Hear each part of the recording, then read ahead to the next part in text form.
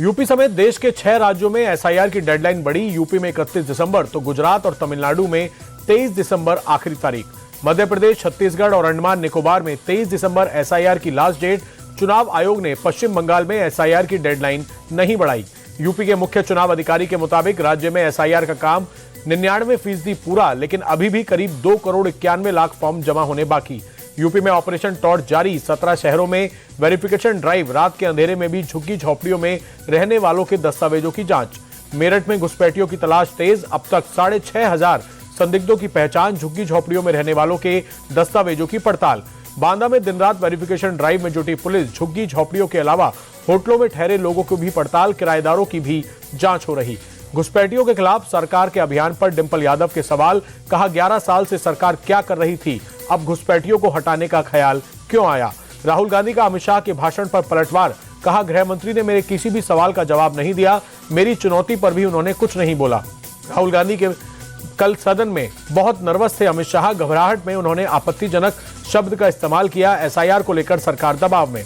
गिरिराज सिंह का राहुल गांधी पर निशाना। बोले, राहुल हिट एंड रन का फॉर्मूला अपनाते हैं। जब पीएम और गृह मंत्री बोलते हैं तो वे वॉकआउट कर देते हैं, उनमें सच सुनने की ताकत नहीं।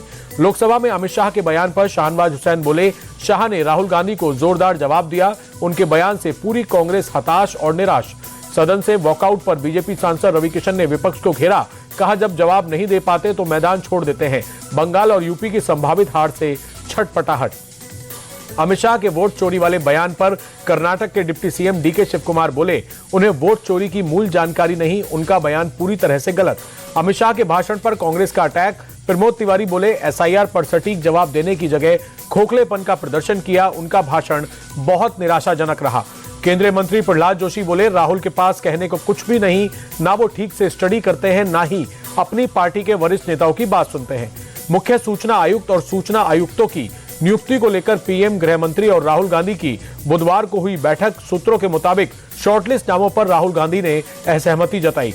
सूत्रों के अनुसार राहुल ने डिसेंट नोट में जाति का जिक्र किया। कहा, शॉर्टलिस्ट नामों में सिर्फ एक ओबीसी कैटेगरी से शामिल सूचना के अधिकार को कमजोर करना चाहती है सरकार। राज्यसभा में वंदे मातरम पर चर्चा। केंद्रीय मंत्री जेपी नड्डा बोले, वंदे मातरम को उचित सम्मान नहीं मिला, इसकी उपेक्षा और उदासीनता के जिम्मेदार नेहरू। अनुराग ठाकुर ने संसद में ई सिगरेट का मुद्दा उठाया। कहा, तृणमूल सांसद संसद में सिगरेट पीते रहते हैं। सूत्रों के मुताबिक कीर्ति आजाद पर आरोप। दिल्ली दौरे पर हरियाणा सीएम नायाब सिंह सैनी प्रधानमंत्री मोदी से मुलाकात की। राज्य के विकास से जुड़े कई मुद्दों पर हुई चर्चा।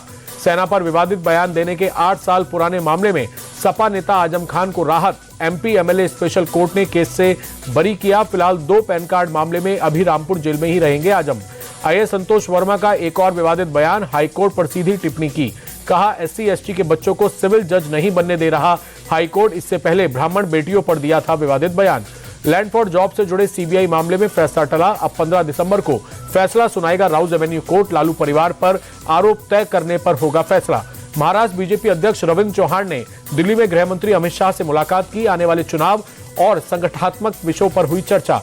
मुंबई में होने वाले बीएमसी चुनाव को लेकर राजनीतिक हलचल तेज। महायुति में सीट बंटवारे को लेकर चर्चा। सूत्रों के मुताबिक शिवसेना शिंदे गुट ने मांगी 90 से 100 सीटें। तेलंगाना सीएम रेवंत रेड्डी दिल्ली दौरे पर। कांग्रेस सांसद प्रियंका गांधी से मुलाकात की। कई अहम मुद्दों पर चर्चा हुई। आरजेडी को लेकर बिहार के मंत्री मंगल पांडे का बड़ा दावा। बोले, आरजेडी के अंदर जारी लड़ाई बहुत जल्द बाहर आएगी। पार्टी की बगावत अब बाहर आने वाली है। पूर्व राष्ट्रपति प्रणब मुखर्जी की आज जयंती। प्रधानमंत्री नरेंद्र मोदी ने ट्वीट कर श्रद्धांजलि दी। गोरखपुर दौरे पर सीएम योगी आदित्यनाथ। गोरखनाथ मंदिर में लगाया जनता दरबार। एक एक कर लोगों की फरियाद सुनी। गोवा अग्निकांड के पुलिस को मिली बड़ी सफलता।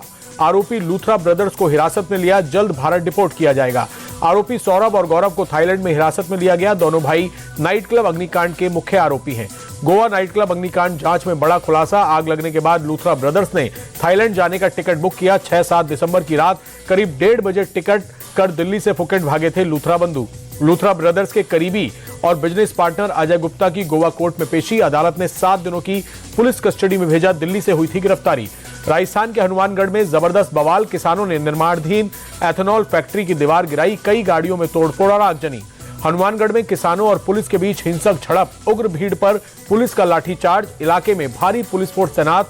स्कूल, कॉलेज और इंटरनेट सेवा बंद। डीजीसीए में इंडिगो के सीईओ पीटर एल्बर्ट्स की पेशी। करीब 2 घंटे तक सवाल जवाब। फ्लाइट कैंसिल होने और देरी से जुड़े सवाल पूछे गए। सबसे ज्यादा प्रभावित हुए यात्रियों को 10,000 रुपए का ट्रैवल वाउचर देगी इंडिगो। 3, 4 और 5 दिसंबर को प्रभावित हुए यात्रियों को फायदा मिलेगा। पश्चिम बंगाल के हाई प्रोफाइल संदेश खाली केस के मुख्य गवाह की कार को ट्रक ने मारी टक्कर। हादसे में भोलानाथ घोष के बेटे और ड्राइवर की मौत। बीजेपी ने सीधे सीधे ममता सरकार पर सवाल उठाए, कहा यह सरकार की तरफ से प्लान किया गया मर्डर का प्लॉट। शाहजहां शेख तृणमूल है और तृणमूल शाहजहां है। दिल्ली में 3.5 करोड़ के पुराने नोट मिले। 2 कारों में 500 और 1000 के नोट भरे थे। पुराने नोट बदलने का झांसा देकर ठगी वाले 4 लोग गिरफ्तार। पश्चिम बंगाल के हावड़ा में केमिकल फैक्ट्री में भीषण आग। आसमान में दूर तक उठता दिखा काले धुएं का गुबार। लाखों का माल जलकर खाक। पटना में अतिक्रमण के खिलाफ एक्शन। राजवंशी नगर स्थित हनुमान मंदिर के पास की अवैध दुकानों पर चला निगम का बुलडोजर। छपरा में भी अतिक्रमण के खिलाफ कार्रवाई जारी। शहर में नाले के ऊपर अतिक्रमण को बुलडोजर से हटाया गया। बिहार के समस्तीपुर में शराब माफियाओं के खिलाफ एक्शन। बागी गांव में आबकारी विभाग का छापा। जमीन के अंदर तहखाने से 586 लीटर शराब बरामद। जम्मू कश्मीर के कटरा में मारुति वैन की टक्कर से मंदिर के पुजारी की मौत। घटना को लेकर लोगों में रोष। आरोपी की तुरंत गिरफ्तारी की मांग। माफिया मुख्तार अंसारी के गुर्गे पर ईडी का शिकंजा। शादाब अहमद की 2 करोड़ रुपए की 6 संपत्तियां जब्त। मनी लॉन्ड्रिंग एक्ट के तहत कार्रवाई। मेरठ में पशु चोरों से पुलिस की मुठभेड़। पुलिस की जवाबी कार्रवाई में साजिद और इमरान के पैर में लगी गोली। कॉम्बिंग में 2 और बदमाश गिरफ्तार। कफ सिरप कांड को लेकर एक्शन तेज। यूपी एसटीएफ ने 2 लोगों को पकड़ा। नशे के लिए कोडीन सिरप का व्यापार करने का आरोप।